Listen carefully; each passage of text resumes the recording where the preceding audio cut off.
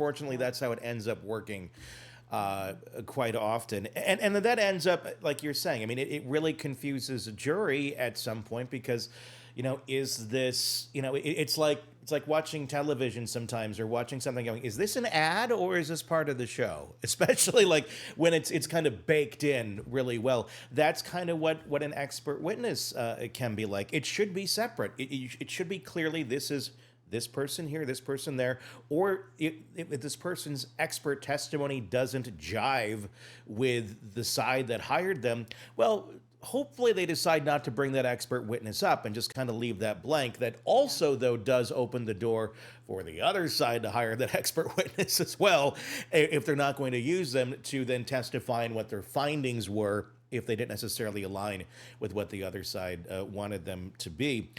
It's a scary place out there where that goes on. Do you have other experiences in that, or have you seen other folks out there who have experiences with being asked to be an expert witness, but it's very much very narrow-minded on where they want that expert to go?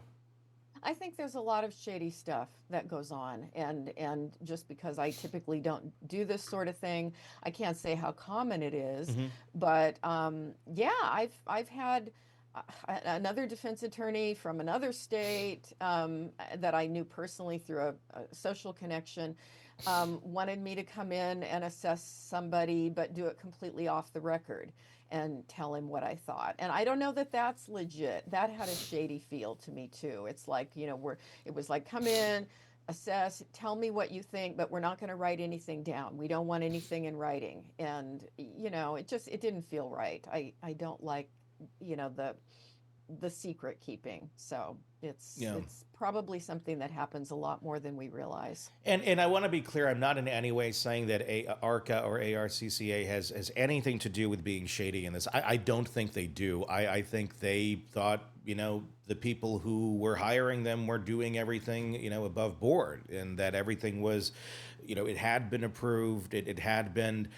It's not their job to go and run through the legalese to make sure that the person hiring you went through the correct steps to do that. So I am in no way denigrating their work or their opinions at all. I think they're just completely valid. But in the eyes of a jury now, I mean, this